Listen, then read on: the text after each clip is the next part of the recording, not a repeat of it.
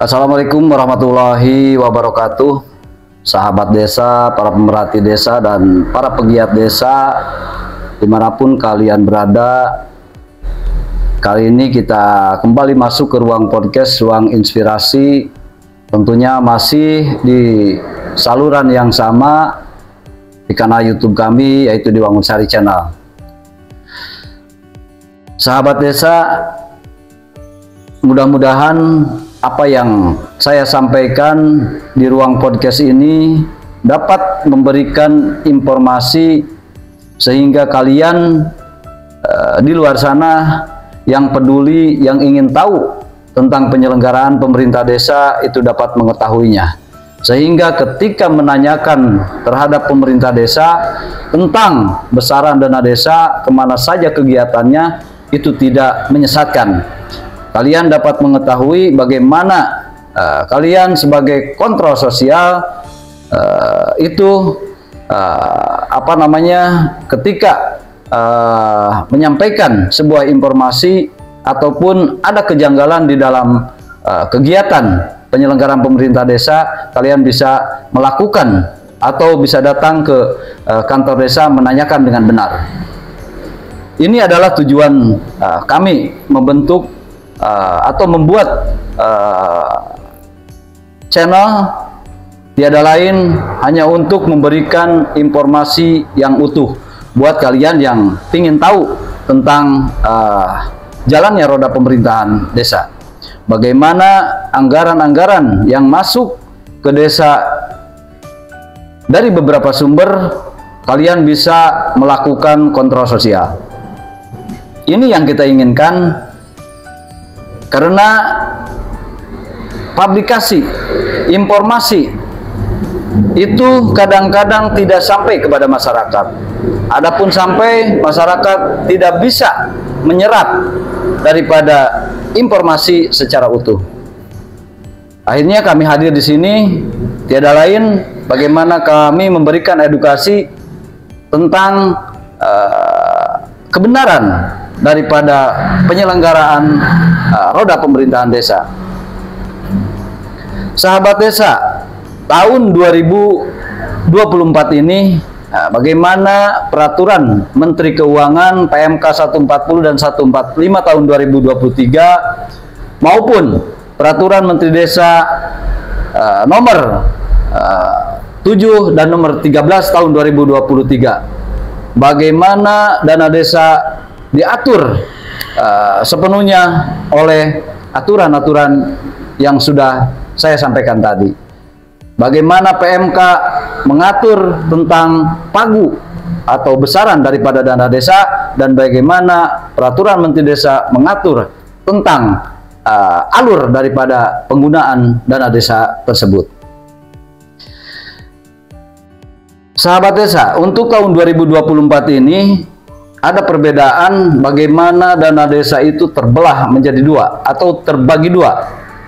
Yang pertama, seperti yang saya sampaikan kemarin, bahwa ada dana desa NMAK, kemudian ada dana desa non NMAK. Nah, bagaimana dana desa NMAK itu diatur kegiatannya untuk ketahanan pangan dan hewani, kemudian untuk penanganan stunting dan bantuan langsung tunai dana desa.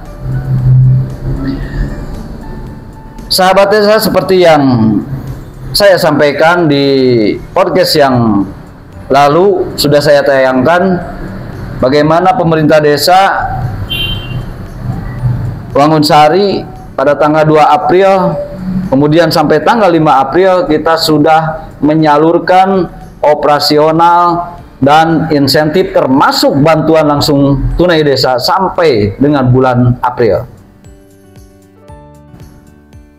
Kepala desa, di saat libur yang panjang ini kita sedang menikmati kegembiraan, kemenangan Hari Raya Idul Fitri, berkumpul dengan keluarga, berkumpul dengan orang-orang tercinta, kita menikmati liburan secara bersama-sama. Akan tetapi semua akan kembali ke kehidupannya. seperti saya masuk kembali ke ruang podcast, bagaimana saya menyampaikan seluruh informasi secara utuh tentang penyelenggaraan pemerintah desa. Banyak sekali pertanyaan dari warga masyarakat, bentuk kepedulian masyarakat terhadap pemerintah desa banyak disalahartikan. Kritik yang membangun maupun tidak membangun secara utuh kami terima, agar menjadi sebuah evaluasi bagi kami untuk terus berbenah bagaimana masyarakat di situ sebagai kontrol sosial berhak untuk mengawasi semua anggaran yang masuk ke desa. Akan tetapi saya perhatikan banyak sekali warga masyarakat yang belum paham, sehingga ketika menanyakan kegiatan-kegiatan yang bersumber dari anggaran pendapatan dan belanja desa itu tidak sesuai, sehingga terjadi gesekan-gesekan dan benturan-benturan, terjadi jawaban-jawaban yang tidak memuaskan dari pihak pemerintah desa itu sendiri karena pertanyaannya tidak substansif. Ketika pertanyaan substantif, maka jawabannya pun akan dapat dimengerti oleh warga masyarakat itu sendiri. Nah, bagaimana warga masyarakat dapat mengawasi dan menanyakan atau mempertanyakan tentang kegiatan-kegiatan yang bersumber dari anggaran pendapatan belanja desa? Saya kasih tahu. Sahabat desa, seperti biasa dari tahun ke tahun saya sudah sampaikan, ada rancangan pembangunan jangka menengah desa, kemudian dievaluasi, dicermati. Dari tahun ada yang namanya rencana kerja pemerintah desa setiap tahunnya, hasil daripada pencermatan daripada RPJM. Apa yang sudah dilakukan, apa yang belum dilakukan, dan apa yang sedang direncanakan. Sahabat desa, agar tidak sumir, agar tidak tabu, saya akan kasih paham di mana letak daripada kontrol sosial, bukan hanya di lapangan saja, yang lebih optimal, yang lebih maksimal untuk cara mengontrol daripada anggaran-anggaran yang masuk ke desa, yaitu kita bisa melihat anggaran pendapatan dan belanja desa yang biasa terpampang di kantor pemerintah desa itu sendiri. Sahabat desa, di dalam penyelenggaraan pemerintah desa, bagaimana publikasi terhadap masyarakat, informasi yang utuh sampai kepada masyarakat. Biasanya desa-desa yang ada di Kabupaten Sukabumi terutama, mereka membuat banner anggaran pendapatan dan belanja desa maupun realisasi anggaran pendapatan dan belanja desa yang sudah dilaksanakan tahun sesudahnya. Ini hal yang penting, seperti yang saya sampaikan tadi, agar ketika masyarakat mengkritik kemudian mempertanyakan, ini tidak salah. Masyarakat bisa melihat anggaran pendapatan dan belanja desa, kesesuaian antara APBDes dari 5 bidang, baik itu penyelenggaraan pemerintahan desa, penyelenggaraan pembangunan desa, pembinaan kemasyarakatan, kemudian pemberdayaan masyarakat desa, dan bidang bencana, yaitu bidang 5. Kesesuaian dari 5 bidang tadi, ada nominal angka yang tertera di dalam anggaran pendapatan dan belanja desa, dan ada pula kegiatan baik itu bidang maupun subbidang yang tertara di dalam APBDes itu sendiri. Nah, disitulah warga masyarakat bisa melihat ketika di dalam APBDes ada satu kegiatan yang tidak dilaksanakan di lapangan, maka warga masyarakat berhak untuk menanyakan itu. Itu yang ke satu. Yang kedua, ketika realisasi atau pelaksanaan di lapangan ada ketidaksesuaian, tidak sesuai spek pembangunan dari volume, tidak sesuai dengan RAB, tidak sesuai dengan angka. Mungkin kalian semua tahu bagaimana pembelanjaan, bagaimana volume tersebut, berapa kira-kira menghabiskan anggaran, saya yakin kalian tahu. Dan itu ketika kalian mendapatkan ketidaksesuaian, kalian bisa datang ke kantor desa, mempertanyakan, baik itu kepala desa, baik itu ke TPK, baik itu ke sekretaris desa, maupun kepada kaur dan kasih yang ada di desa.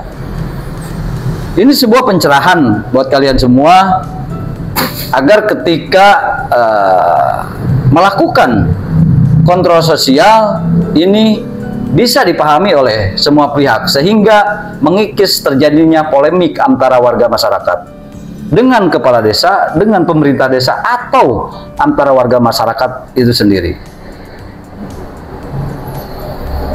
Sahabat desa, banyak sekali kegiatan pemerintah desa, terutama di bidang dua, yaitu bidang pembangunan desa, dari infrastruktur sampai pemberdayaan. Tentunya ini adalah hal yang patut kalian awasi. Kami pemerintah desa Wangunsari, kepala desa, kemarin memerintahkan kepada tim pelaksana kegiatan agar segera melaksanakan kegiatan untuk pembangunan infrastruktur. Ada beberapa infrastruktur yang didanai oleh dana desa maupun dari bantuan provinsi. Ada pembangunan jalan desa yang berlokasi di Dusun 1 di RW 03, tepatnya di Kampung Sukatani. Kemudian ada pembangunan pengaspalan jalan desa di Dusun 3 Kampung Cimareme, tepatnya di RW 03, dan pengembangan penduduk, bagaimana Dusun 4 yang sampai hari ini itu masih terisolir. Dan hasil daripada musyawarah desa yang telah disepakati dalam Musembang Des pada bulan November, bahwa pengembangan jalan desa yang berlokasi yang menuju ke Dusun 4 Cerang akan segera kita lakukan. Jalan yang cukup terjal, sulit untuk masuk mobil hari ini di tahun 2024, insya Allah jika tidak ada aral melintang, itu semua akan kita laksanakan. Dan keinginan daripada warga Dusun 4 dapat tercapai, impian besar daripada mereka dapat tercapai. Bagaimana efek daripada pembangunan jalan tersebut, harga tanah meningkat, kemudian perluasan penduduk, kesejahteraan, itu dapat tercapai oleh masyarakat itu sendiri. Sehingga capaian output apa yang digembur-gemburkan itu dapat benar-benar terrealisasi, dapat terjawab sepenuhnya, dan dapat dirasakan oleh masyarakat itu sendiri. Sahabat desa, kita kembali, banyak sekali pertanyaan-pertanyaan, terutama dari orang-orang yang berkepentingan ingin maju di tahun 2025. Perpanjangan masa jabatan kepala desa bukan tentang panjangnya masa jabatan, akan tetapi sejauh mana amanah itu dipegang oleh pihak-pihak yang sudah mengemban amanah daripada masyarakat itu sendiri. Ketika kepala desa melakukan kesalahan, cukup 1 kali 24 jam bisa selesai tanpa harus menunggu 8 tahun. Perubahan Undang-Undang Desa Nomor 6 Tahun 2014 atau perubahan kedua Undang-Undang Desa tahun 2014 sudah disahkan oleh DPR. Bagaimana nanti pemerintah mengundangkan daripada perubahan kedua Undang-Undang Desa tersebut sehingga menjadi lembaran negara, dan itu berlaku surut dapat dilaksanakan. Untuk yang hari ini menjabat bisa ada penambahan 2 tahun ke depan. Sahabat desa tidak perlu takut tentang lamanya masa jabatan. Ketika kepala desa baik, benar, ada di rel yang benar, bagaimana pengelolaan keuangan desa itu dapat dikelola dengan baik, dapat dirasakan oleh masyarakat, tak perlu khawatir. Dan jika kepala desa melakukan kesalahan, melakukan kejahatan, baik itu korupsi, baik itu kolusi, nepotisme, melakukan hal-hal yang mungkin di luar daripada real itu bisa diselesaikan secara cepat oleh masyarakat. Tidak ada masalah yang tidak bisa diselesaikan, dan tidak perlu takut dengan masa jabatan 8 tahun, karena kalian semua seperti yang saya sampaikan tadi, kalian bisa punya rasa memiliki, bisa punya rasa peduli terhadap desanya masing-masing. Bagaimana kalian bisa mengawasi dana desa, bagaimana kalian bisa mengawasi anggaran pendapatan dan belanja desa melalui informasi publik, baik itu melalui jaringan internet maupun hal-hal lain yang dilakukan oleh pemerintah desa sendiri. Yang jadi masalah hari ini, masih banyak desa-desa yang membutakan daripada informasi penyelenggaraan pemerintah desa. Ada beberapa desa atau oknum daripada kepala desa yang tidak memampang anggaran pendapatan dan belanja desa maupun realisasi daripada anggaran pendapatan dan belanja desa. Tentunya ini menjadi masalah dan ini patut dipertanyakan oleh warga masyarakat. Sahabat desa, mudah-mudahan apa yang disampaikan oleh saya tiada lain memberikan pencerahan ketika ada kelebihan, ada kebenaran, itu datang dari Allah Subhanahu wa Ta'ala. Dan jika ada kesalahan mutlak dari diri saya pribadi. Sahabat desa, harapan saya ke depan, pihak-pihak yang berkepentingan di desa, mau menjadi pemimpin di desa, mau menjadi perangkat di desa, siapkan diri kalian.